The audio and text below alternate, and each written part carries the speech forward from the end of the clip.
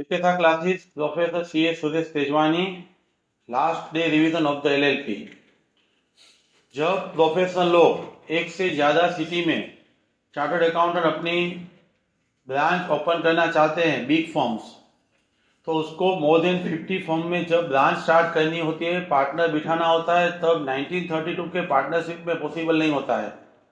हमने देखा था section 464 of the companies act as well as rules, maximum partner can be only 50। तो professional लोगों को कंपनी तो बना नहीं सकते और पार्टनरशिप के मुताबिक 50 से ज्यादा पार्टनर नहीं रख सकते, तो उसके लिए अल्टरनेटिव क्या था? उसी तरीके से जो रिस्की बिजनेस है, लाइक ट्रांसपोर्ट बिजनेस, तो ऐसे बिजनेस में पार्टनरशिप का फॉर्म बनाएंगे तो उसमें लायबिलिटी अनलिमिटेड हो जाएगी। पार्टनर भी उसमें अपनी असेट बेच के भी वो जो सीईओ है वो पे करना पड़ेगा।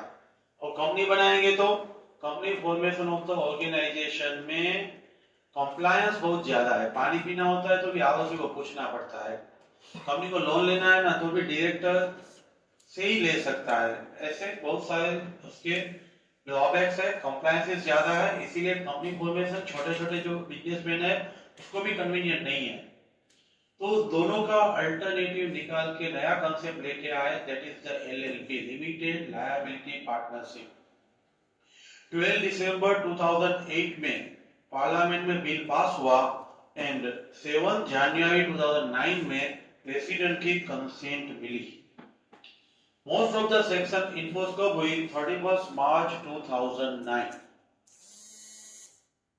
एलएलपी का कैसे फॉर्मेशन करना, उसको कैसे रेगुलेट करना, उसके रिलेटेड रूल्स, इंसिडेंटल रूल्स है, इसी एक्ट में दिए गए हैं। इसी एक्ट में 81 सेक्शन है, 4 शेड्यूल है। शेड्यूल 1 में पार्टनर्स का म्यूचुअल राइट्स एंड ड्यूटी, इंटरसी यानी अंदर अंदर का, एंड विद द एलएलपी वो दिया हुआ है। शेड्यूल 2 में फर्म का कन्वर्जन एलएलपी में कैसा किया जाएगा। शेड्यूल 3 में procedure of conversion of private limited company to the LLP, and fourth schedule है अनलिस्टेड कंपनी का एलएलपी में कैसे कन्वर्जन किया जाएगा। उसका मतलब लिस्टेड कंपनी है तो पहले उसको अनलिस्टेड बनाना है, बाद में एलएलपी में कन्वर्ट कर सकते हैं, डायरेक्टली कन्वर्ट नहीं कर सकते। एलएलपी का एडमिन है वो एमसीए एंड आरओसी देखता है, ministry of corporate affairs and register of the companies. Central government LLP के रिलेटेड रूल बनाती है एंड टाइम टू टाइम जब जरूरत पड़ती है तो मॉडिफाई करके ऑफिशियल गैजेटिंग में नोटिफाई करती है। इंट्रोडक्शन में इंपोर्टेंट चीज ये है, एलएलपी के में जरूरत क्यों पड़ी, तो हमने स्टार्टिंग वहीं से किया हुआ था। हम पहले ट्रेडिशनल पार्टनरशिप फॉर्म से हैबिचुअल थे जिसमें अनलिमिटेड लायबिलिटी थी। कंपनी फॉर्मेशन है उसमें स्टैच्यू बेस्ड यानी कंप्लायंस बहुत ज्यादा था, इसीलिए alternative corporate structure, alternative commercial vehicle निकाल के हाइब्रिड फॉर्म जिसमें पार्टनरशिप एंड कंपनी दोनों के प्लस पॉइंट मिक्स करके नया फॉर्म बनाया, that is the limited liability partnership. Professional लोग हैं, एंटरप्रेन्योर इनिशिएटिव्स हैं, वो सब साइंस एंड टेक्निकल फील्ड में कुछ नया बिजनेस स्टार्ट करते हैं तो उसमें रिस्क बहुत ज्यादा होता है। उस टाइम पे यह अल्टरनेटिव है जो अल्टरनेटिव कमर्शियल व्हीकल और कॉर्पोरेट स्ट्रक्चर, वो बिजनेस करने में ज्यादा कन्वीनियंट रहता है। हमारा इकोनॉमिक ग्रोथ होने में उसका बहुत बड़ा रोल हो सकता है। नाउ एलएलपी का meaning and concept. LLP already हमने देखा new form of legal business है। New form of legal business में क्या है, लायबिलिटी है वो लिमिटेड है। लायबिलिटी लिमिटेड है उसका मतलब क्या हुआ, पार्टनरशिप फर्म की लायबिलिटी अनलिमिटेड है, लेकिन जो उसके पार्टनर है उसकी लायबिलिटी लिमिटेड है। फर्म की लायबिलिटी पे करने के लिए फर्म अपनी पूरी असेट बेच के भी पे करेगा, लेकिन पार्टनर ने जितना एग्री हुए हैं, जितना कंट्रीब्यूशन है वो बोला था वही कंट्रीब्यूशन तक है, वो पार्टनर है वो पे करेंगे, इसीलिए इसको limited liability of the partner माना जाएगा, फर्म नहीं। आगे हमने देखा corporate structure and partnership form, तो दोनों का हाइब्रिड फॉर्म है, दैट इज द एलएलपी है। एलएलपी के डेफिनेशन 2(1)(n) में दिया हुआ है, 1 इज मिसिंग यहाँ। 2(1)(n) में डेफिनेशन क्या दिया हुआ है आपको, LLP means partnership form and registered under this act. यह एक्ट में जो रजिस्टर्ड हुआ है उस सभी को हम एलएलपी बोलते हैं। बाद में कैरेक्टरिस्टिक्स ऑफ एलएलपी दिया हुआ है। एलएलपी और बॉडी कॉर्पोरेट है, हमने देखा था कंपनी एंड बॉडी कॉर्पोरेट में डिफरेंस क्या है। बॉडी कॉर्पोरेट है वो कंपनी वर्ड से लार्ज है, सभी कंपनी तो बॉडी कॉर्पोरेट है ही, लेकिन उसके अलावा जो इंडियन एंड फॉरेन एलएलपी है ना वो भी बॉडी कॉर्पोरेट है। हम आगे 2(1)D में भी डिटेल में देखेंगे। बॉडी कॉर्पोरेट होने की वजह से उसका सेपरेट लीगल एंटिटी भी बन जाता है। Perpetual successor that is the second, first body corporate, second perpetual successor. Perpetual successor का मतलब जो पार्टनर है उसके डेथ, रिटायरमेंट, इंसॉल्वेंसी की फॉर्म पे कोई इफेक्ट नहीं होगी, उसके बाद भी फॉर्म कंटिन्यू रहेगी। सेपरेट लीगल एंटिटी यानी एलएलपी एंड पार्टनर दोनों अलग है। पार्टनरशिप एग्री कंट्रीब्यूशन तक ही पे करेंगे एंड फॉर्म है वो अनलिमिटेड लायबिलिटी रहेगी। No mutual agency. आप देखोगे ना नॉर्मल पार्टनरशिप में हर एक पार्टनर कुछ भी काम करेगा तो form and other partner liable रहेंगे। एलएलपी में ऐसा नहीं है, हर एक पार्टनर है वो फॉर्म का एजेंट है, अदर पार्टनर का एजेंट नहीं है। कोई भी पार्टनर का विलफुल फ्रॉडुलेंट एक्ट है उसके लिए अदर पार्टनर्स लायबल नहीं रहेंगे, सिर्फ फॉर्म ही लायबल रहेगी। इसीलिए एलएलपी में पार्टनर है वो फॉर्म का एजेंट है, अदर पार्टनर का एजेंट नहीं है। जो हम पार्टनरशिप में डीड बोलते हैं वो यहाँ पे एलएलपी एग्रीमेंट बोलते हैं। पार्टनर के internal mutual rights and duties as well as LLP के साथ के राइट्स एंड ड्यूटीज है वो एलएलपी एग्रीमेंट में लिखे जाते हैं। जब एलएलपी एग्रीमेंट साइलेंट होता है तभी हमें फर्स्ट शेड्यूल रिफर करना है।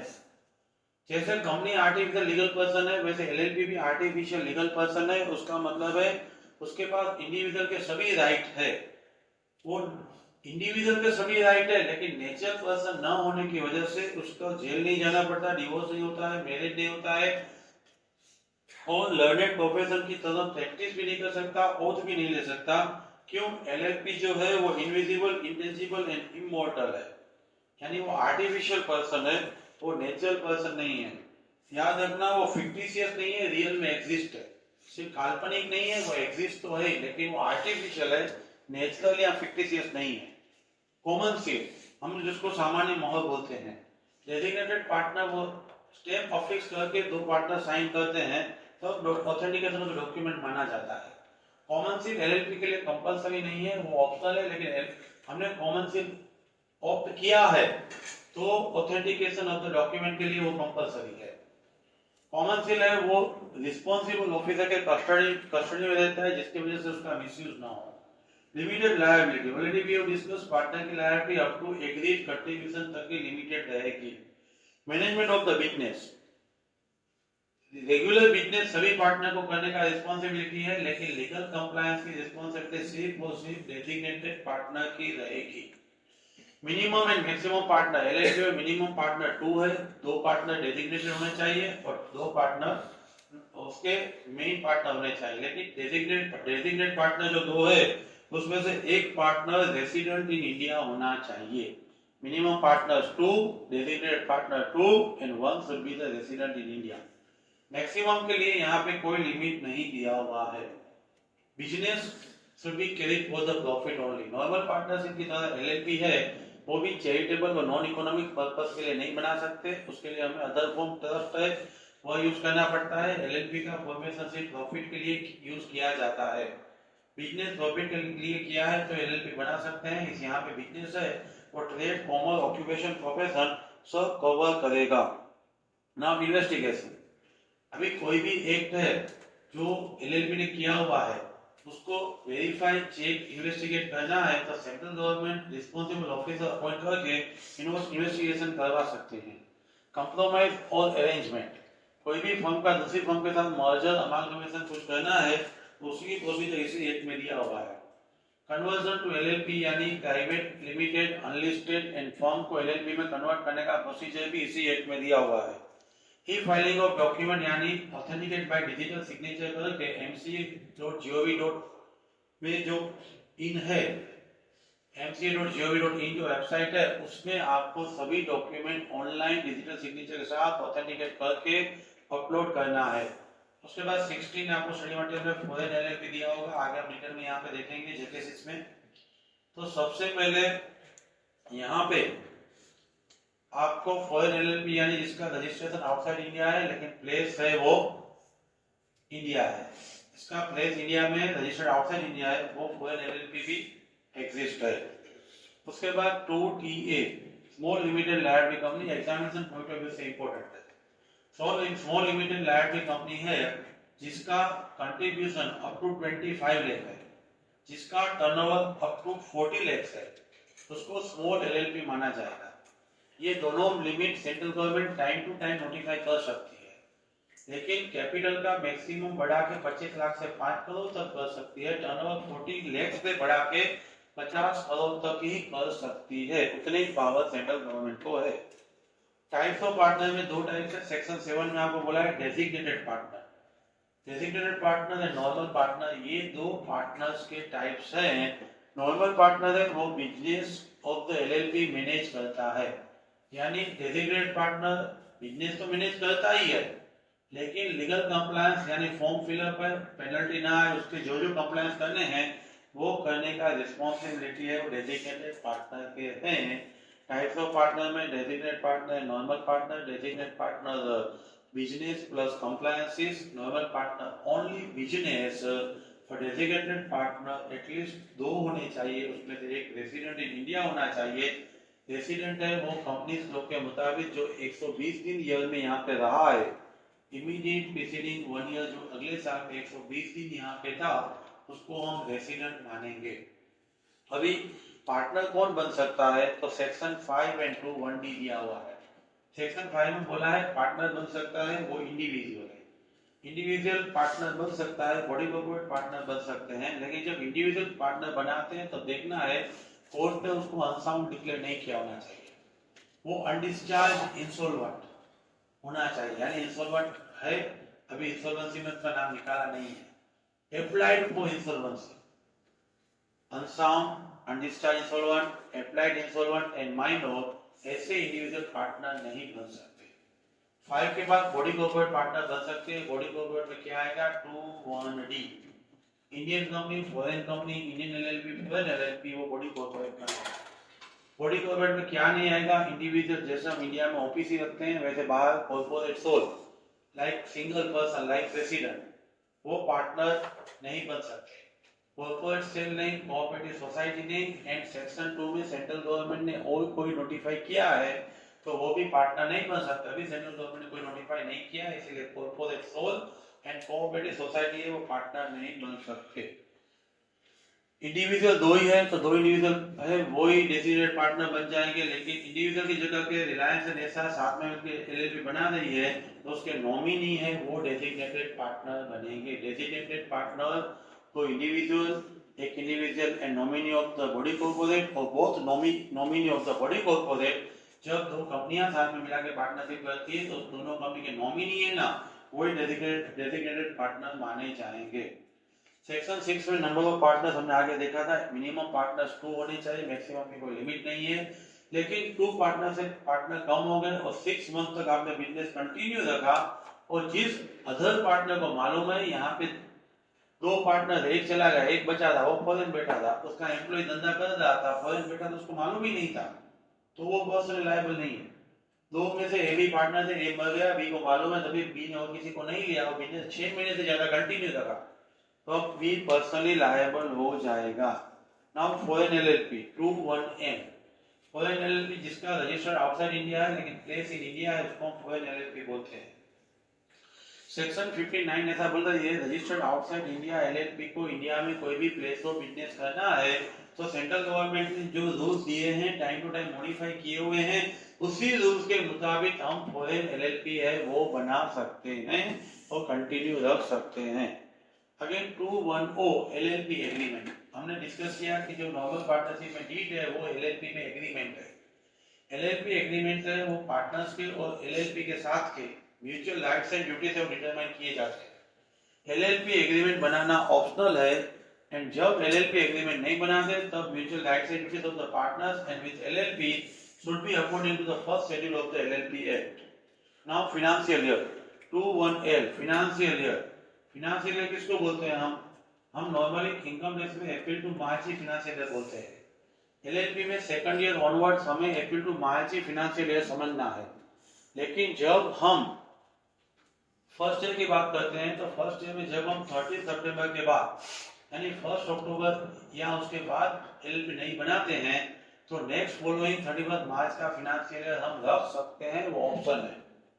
हमने पार्टनरशिप फॉर्म एलएलपी बनाई हुई है 1 अक्टूबर 24 को, तो फाइनेंशियल ईयर 31 मार्च 25 को भी खत्म कर सकते हैं और 36 को भी खत्म कर सकते हैं। Maximum financial first year allow up to 18 month, इसलिए 1 अक्टूबर 24 को पार्टनरशिप बनाई है तो उसका फाइनेंशियल ईयर खत्म होगा 31 मार्च 26। लेकिन उससे पहले 30 सितंबर या उससे पहले बनाया है तो 1 सितंबर 24 को बनाया है तो ऑप्शन नहीं है। 31 मार्च 25 will be the completion of the financial year. कहीं पे भी कोई वर्ड्स एक्सप्रेशन है वो एलएलपी में क्लेरिफाई नहीं किया है तो पार्टनरशिप एक्ट 1932 यूज नहीं करना है, हमें कंपनी एक्ट है वो यूज करना है। कंपनी इनकॉर्पोरेट एलएलपी कैसे की जाएगी? जब हमें एलएलपी इनकॉर्पोरेट करना है तो सेक्शन 51 सबसे पहले नाम का है। हम कोई भी एलएलपी का नाम चूज करेंगे तो उसके पीछे हमें एक्रोनिम शॉर्ट में एलएलपी लिखना है या पूरा लिमिटेड लायबिलिटीज पार्टनरशिप लिखना है। जब हम कोई भी एलएलपी रजिस्टर्ड करवाने जाएंगे तो कौन सी एलएलपी रजिस्टर्ड नहीं हो सकती है? जब सेंट्रल गवर्नमेंट का ओपिनियन ऐसा है कि ये नाम अनडिजायरेबल है। हमने रख दिया Narendra Modi LLP, central government वही प्रेफर करेगी, ऐसा नाम आप नहीं रख सकते। सीएम पीएम ऐसे रेप्यूटेड लोग हैं, उसका नाम आप यूज अपने एलएलपी में नहीं कर सकते। अनडिजायरेबल बाय सेंट्रल गवर्नमेंट है तो ऐसे एलएलपी नहीं बना सकते हैं। और आइडेंटिकल, रिसेम्बल, नियरली रिसेम्बल, अलिए कोई कंपनी रजिस्टर्ड है, अलिए कोई एलएलपी रजिस्टर्ड है, अलिए कोई ट्रेडमार्क रजिस्टर्ड है, ऐसा कोई भी रजिस्टर्ड नाम हम हमारे एलएलपी बनाने में रिसेम्बल है, आइडेंटिकल है, नियर बाय है, ऐसा नाम हम यूज नहीं कर सकते। उसके बाद है 16 section reservation of the name. हम नाम रिजर्व करवा सकते हैं। कोई भी हमें एलएलपी बनाने का सोच आता है तो पहले हमें अपना नाम सिलेक्ट करना होता है। नाम के साथ इसका फॉर्म, फी, मैनर से आरओसी को बताना होता है whether this नाम इज अवेलेबल। आरओसी जब कंफर्म करेगी आप इसका फी भर दोगे, यस ये नाम मुझे चाहिए। 3 मंथ तक वैसा नाम आरओसी और किसी को नहीं दे सकती, that is reservation of the name. आपको जो आपने नाम अप्रूव करवाया था उसी नाम से 3 महीने के अंदर एलएलपी स्टार्ट कर देना है। आप स्टार्ट नहीं करोगे तो आरओसी और किसी को ये नाम दे सकती है। Now section 11 incorporation document. हम जब एलएलपी इनकॉर्पोरेट करने जाते हैं तो सबसे पहले एग्रीमेंट बनाते हैं।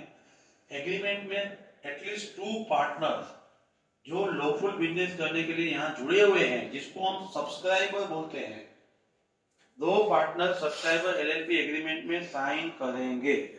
और जो ये एग्रीमेंट है, इनकॉर्पोरेशन डॉक्यूमेंट है, जो फॉर्म है वो प्रिस्क्राइब फॉर्म, प्रिस्क्राइब मैनर में आप कौन से रजिस्ट्रार को पास फाइल करेंगे? जहां पे आपका अपना एलएलपी का रजिस्टर्ड ऑफिस है उसी एरिया के जो जुरिडिक्शन में आप कवर होते हो, लाइक गुजरात में एक आरओसी अहमदाबाद है, महाराष्ट्र में पुणे, मुंबई 2 है, तो आप जिस आरओसी में फॉल होते हो उसी आरओसी को आपको इनकॉर्पोरेशन डॉक्यूमेंट फाइल करना है। जब आप इनकॉर्पोरेशन डॉक्यूमेंट फाइल करोगे उसके साथ एक स्टेटमेंट देना है। स्टेटमेंट क्या होता है? जैसे कंपनी के केस में भी हम प्रिस्क्राइब फॉर्म में स्टेटमेंट दे रहे थे, कौन देता है, क्या देता है। तो थर्ड के अंदर आपको बोला है एडवोकेट है, कंपनी सेक्रेटरी है, चार्टर्ड अकाउंटेंट है, पोस्ट अकाउंटेंट है, जो कंपनी बनाने में जुड़े हुए हैं, फॉर्मेट इन द कंपनी में उसका रोल है। और जो सब्सक्राइबर है जिसने इनकॉर्पोरेशन डॉक्यूमेंट में साइन किया है, उस दोनों को स्टेटमेंट देना है। स्टेटमेंट क्या देना है वो आपको सेकंड में बोला है, इनकॉर्पोरेशन ऑफ द एलएलपी की हर एक मैटर प्रॉपर्ली कंप्लाई हुई है। इनकॉर्पोरेशन डॉक्यूमेंट में कौन सी डिटेल हम फिलअप करेंगे? सबसे पहले इजी है, बायट करने की जरूरत नहीं है। कौन से फॉर्म में आप प्रिस्क्राइब करोगे तो सबसे पहले एलएलपी का नाम है, नेचर ऑफ बिजनेस है, एलएलपी का एड्रेस है, पार्टनर का एड्रेस है, डेजिग्नेटेड पार्टनर का नेम एंड एड्रेस है, एंड अदर कंसर्निंग इंफॉर्मेशन। 3 तो नेम एंड एड्रेस है एलएलपी का, सभी पार्टनर का, डेजिग्नेटेड पार्टनर का, बाकी फॉर्म का नाम, फॉर्म का नेचर, अनदर इंफॉर्मेशन रिक्वायर्ड। ये हमें एलएलपी जब रजिस्टर करवाना होता है तो उसके स्टेटमेंट में इंफॉर्मेशन भरना होता है। आपने कोई भी इंफॉर्मेशन गलत दे दी तो एलएलपी फॉर्मेशन के टाइम कोई भी इंफॉर्मेशन गलत दी है तो आपको 2 साल का आराम मिलेगा इम्प्रिजनमेंट, एंड है और नहीं है पेनल्टी लगेगा 10,000 to 5 लाख। 2 साल का आराम and penalty 10,000 to 5 lakh. Now incorporation registration section 12। जब आप सेक्शन 11, जब आप सेक्शन 11 की सभी कंडीशंस है, इनकॉर्पोरेशन डॉक्यूमेंट्स है, वो ड्यूली आपने कंप्लाई करके आपने दे दिया है रजिस्ट्रार को, तो रजिस्ट्रार वो एक्सेप्ट करके फाइल में रख के 14 दिन के अंदर आपको सर्टिफिकेट दे देगा। आपका जैसे सर्टिफिकेट मिल जाएगा वैसे ही आप कंक्लूसिव एविडेंस मान के ऐसा सोच सकते हो कि आज हमारी एलएलपी स्टार्ट हो चुकी है, लेकिन वो सर्टिफिकेट देने से पहले रजिस्ट्रार को ऑथेंटिकेटेड बाय सील, उसका गवर्नमेंट सील लगा के साइन करके सर्टिफिकेट देना है, तभी वो सर्टिफिकेट वैलिड माना जाएगा एंड एलएलपी है वो फॉर्म मानी जाएगी। सेक्शन 14 में रजिस्ट्रेशन होने से होगा क्या? इफेक्ट ऑफ रजिस्ट्रेशन, रजिस्ट्रेशन होने से जिसका नाम आपने एलएलपी के एग्रीमेंट में लिखा है वो पार्टनर हो जाएंगे। दूसरा, रजिस्ट्रेशन होते ही उसके नाम में, उसके नाम से वो क्या कर सकते हैं? दूसरे पे स्यू कर सकते हैं, दूसरे उस पे स्यू कर सकते हैं। Asset acquire, own, hold and develop कर सकते हैं, असेट डिस्पोज भी कर सकते हैं, कॉमन सील रख सकते हैं एंड लॉफुली कोई भी बिजनेस चलाने के लिए एक्ट भी कर सकते हैं। फिर सेक्शन 13 है registered office and change therein. Registered office का बहुत इंपॉर्टेंट है, जहां पे आपकी रजिस्टर्ड ऑफिस है वहां का आदर्श अप्लाई होगा। हर एक एलएलपी को रजिस्टर्ड ऑफिस होना चाहिए। कुछ भी कम्युनिकेशन एलएलपी को उसके पार्टनर को करना है तो जो रजिस्टर्ड ऑफिस का एड्रेस दिया हुआ है ना, वहीं पे आप कम्युनिकेशन करोगे तो वो एलएलपी और पार्टनर को कम्युनिकेट हो जाएगा, ऐसा माना जाएगा। आपको स्पेसिफिकली कोई फॉर्म बुला है तो उसी फॉर्म में नहीं बुला है तो पोस्ट से आप रजिस्टर्ड ऑफिस में कुछ भी कम्युनिकेट कर देते हो तो कम्युनिकेट माना जाता है। जब रजिस्टर ऑफिस चेंज की जाती है तो कंपनी में बहुत ज्यादा रीजनल डायरेक्टर और सबकी परमिशन की जरूरत पड़ती है। यहाँ पे कुछ नहीं है, सिर्फ चेंज ऑफ रजिस्टर ऑफिस का इंफॉर्मेशन आपको रिस्पेक्टिव रजिस्ट्रार को दे देना है।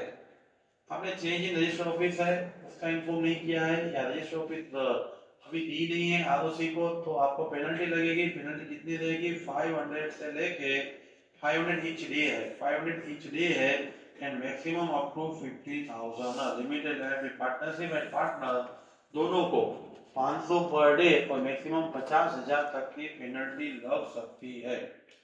नाउ एलएलपी का नाम चेंज करना पड़ता है, कर सकते हो, सेक्शन 70 है। जब प्रोप्राइटर ऑफ द ट्रेडमार्क, आपने जिस नाम से अप्लाई किया था उसी नाम से और कोई बंदे का नाम एग्जिस्ट है तो एट दैट टाइम वो इन्फॉर्म करेगा सेंट्रल गवर्नमेंट को, 3 साल में इन्फॉर्म कर सकता है। 3 साल में इन्फॉर्म करेगा सेंट्रल गवर्नमेंट। सेंट्रल गवर्नमेंट है वो अभी जो जिसका नाम रजिस्टर्ड डिसेबल है, जो पुराना था वो अप्लाई करेगा, नया अभी फॉर्म हुआ है, ये 50 साल से एक नाम से बिजनेस कर रहा है, बी ने 1 साल पहले सिमिलर नेम से बिजनेस स्टार्ट किया, तो ए है वो सेंट्रल गवर्नमेंट को बताएगा, सेंट्रल गवर्नमेंट बी को बताएगी। एक कब बता सकता है? Up to 3 years from the incorporation of the B. B incorporate हुआ 3 साल के अंदर ऑपोज कर सकते हैं और उसके बाद सेंट्रल गवर्नमेंट ऑर्डर दे देगी, नहीं फॉर्म को इस नाम से बिजनेस मत कर। ऑर्डर मिलेगा, उसके 3 मंथ के अंदर उसको नाम चेंज कर देना है, एलएलपी को नाम चेंज कर देना है। नाम चेंज करने से 15 दिन के अंदर रजिस्ट्रार को बता देना है और 30 दिन के अंदर रजिस्ट्रार को सर्टिफिकेट दे देना है। रजिस्टर ऑफ ट्रेडमार्क जो पुराना है वो 3 साल में गवर्नमेंट को बोलेगा, गवर्नमेंट नए बंदे को ऑर्डर देगा, नया बंदा ऑर्डर मिलने के 3 महीने के अंदर नाम चेंज करेगा। नाम चेंज जब से करेगा उसका 15 दिन के अंदर रजिस्ट्रार को इन्फॉर्म करेगा, रजिस्ट्रार 30 दिन के अंदर नया सर्टिफिकेट दे देगी। कई बार आपने सेंट्रल गवर्नमेंट का डायरेक्शन फॉलो नहीं किया तो 3 महीने में आपने डायरेक्शन नहीं किया है तो सीओ मोटो सेंट्रल गवर्नमेंट नया नाम सिलेक्ट करके रजिस्ट्रार को बता देगी और रजिस्ट्रार आपको वो सर्टिफिकेट दे देगी, वो आपका नाम माना जाएगा। लेकिन वो नाम आपको एक्सेप्टेबल नहीं है तो सेक्शन 16 का प्रोसीजर फॉलो करके आप फिर से नाम चेंज कर सकते हो। अभी 2 डिफरेंस दिए हुए हैं, इंपॉर्टेंट है, एलएलपी यानी limited liability partnership and partnership form. सबसे पहले रेगुलेटिंग एक्ट है, रेगुलेटिंग एक्ट है वो हमारी एलएलपी के लिए 2008 है और नॉर्मल पार्टनरशिप के लिए 1932 है। बॉडी कॉर्पोरेट एलएलपी है, नॉर्मल पार्टनर्स नहीं है। सेपरेट लीगल एंटिटी एलएलपी है, नॉर्मल पार्टनरशिप नहीं है। एलएलपी का क्रिएशन एलएलपी एक्ट 2008 के मुताबिक किया जाता है एंड नॉर्मल पार्टनरशिप का एग्रीमेंट से क्रिएशन किया जाता है। एलएलपी का registration compulsory, normal partnership voluntary है, लेकिन सर्टेन डिसेबिलिटीज दिए हुए हैं। Perpetual succession, death, insanity, retirement, insolvency का इफेक्ट एलएलपी में नहीं होता है, लेकिन नॉर्मल पार्टनरशिप में उसका एक्जिस्टेंस अफेक्ट हो सकता है, डिसोल्यूशन हो सकता है। नेम के पीछे, एलएलपी के पीछे आपको शॉर्ट नेम एलएलपी लिखना है। पार्टनरशिप में ऐसा कोई गाइडलाइन नहीं है। एलएलपी में पार्टनर्स की लायबिलिटी अप टू कंट्रीब्यूशन है, नॉर्मल पार्टनरशिप में personal asset and liability unlimited liability. LLP में म्यूचुअल एजेंसी दरेक पार्टनर फर्म का एजेंट है, एंड पार्टनरशिप में दरेक partner other partner and firm का एजेंट माना जाएगा। डेजिग्नेटेड पार्टनर का कांसेप्ट एलएलपी में है, नॉर्मल पार्टनरशिप में नहीं है। कॉमनशिप एलएलपी में है, नॉर्मल पार्टनरशिप में नहीं है। लीगल कंप्लायंस की रिस्पांसिबिलिटी डेजिग्नेटेड पार्टनर की है एलएलपी में, एंड नॉर्मल पार्टनरशिप में सभी पार्टनर की है। Annual filing of the document, यानी अकाउंट ऑफ स्टेटमेंट है पूरे साल का, सॉल्वेंसी स्टेटमेंट है, एंड एनुअल रिटर्न है, तो आपको वो तीनों चीजें वो एवरी ईयर एलएलपी में फाइल करना है, रिटर्न, सॉल्वेंसी एंड अकाउंट। लेकिन नॉर्मल पार्टनरशिप में ऐसा कंसेप्ट नहीं है, पूरे नेशनल है, एलएलपी में पार्टनर बन सकता है, नॉर्मल पार्टनरशिप में नहीं। माइनर है वो एलएलपी में पार्टनर बेनिफिट में नहीं बन सकता, लेकिन नॉर्मल पार्टनरशिप में माइनर सेक्शन 30 में बेनिफिट में पार्टनर बन सकता है। लास्ट डिस्टिंग्विश है एलएलपी एंड एलएलसी। बच्चे यहाँ पे मिस्टेक करते हैं, जब एलएलसी का ऐसा बोला होता है ना पार्टनरशिप एंड एलएलसी, तो पार्टनरशिप एंड एलएलपी का डिफरेंस लिख के आते हैं। एलएलसी यानी लिमिटेड लायबिलिटी कंपनी, जो आपने पार्टनरशिप में भी जॉइंट स्टॉक कंपनी से पढ़ा हुआ है। तो यहाँ पे तो हम एलएलपी एंड एलएलसी की बात करें तो रेगुलेशन एक्ट एलएलपी का 2008 है और एलएलसी का 2013 है। एलएलपी में जो बंदा कंट्रीब्यूट करेगा उसको पार्टनर बोला जाएगा, एलएलसी में जो शेयर लेगा उसको मेंबर बोला जाएगा। इंटरनल गवर्नेंस स्ट्रक्चर है वो एलएलपी का इजी रहता है। इंटरनल स्ट्रक्चर कोई भी पार्टनर को ले सकते हो, निकाल सकते हो, एग्रीमेंट से आप इजीली हैंडल कर सकते हो, इसीलिए एलएलपी का बड़ा बेनिफिट है वो फ्लेक्सिबिलिटी है। एलएलसी में आपको regulated by statute company act follow करके इंटरनल रेगुलेशन फॉलो करने होते हैं। एलएलपी के नाम के पीछे शॉर्ट में एलएलपी लिख सकते हो, और कंपनी में पब्लिक लिमिटेड में लिमिटेड एंड प्राइवेट लिमिटेड में प्राइवेट लिमिटेड लास्ट में लिखना पड़ता है। Number of members and partner, number of members LLP में minimum 2, maximum no limit, private limited में मिनिमम 2, मैक्सिमम 200, पब्लिक लिमिटेड में minimum 7। Liability of the members and partners, partner की liability wilful fraud है तो ही अदर पार्टनर्स लायबल, अदरवाइज सिर्फ up to contribution is liable. Member की liability जो आपको बोला है अनपेड शेयर अमाउंट तक रहती है। मैनेजमेंट, एलएलपी का मैनेजमेंट है वो सभी पार्टनर सामने मिलकर करते हैं इंक्लूडिंग डेजिग्नेटेड पार्टनर। जब कंपनी का मैनेजमेंट है, एलएलसी का मैनेजमेंट है, वो डायरेक्टर्स करते हैं जो शेयरहोल्डर ने इलेक्ट किए होते हैं। पार्टनर्स मिनिमम 2 है जो मैनेजमेंट करते हैं, और कंपनी में directors minimum 2 private company and 3 public company जो बिजनेस चलाते हैं। Thank you very much.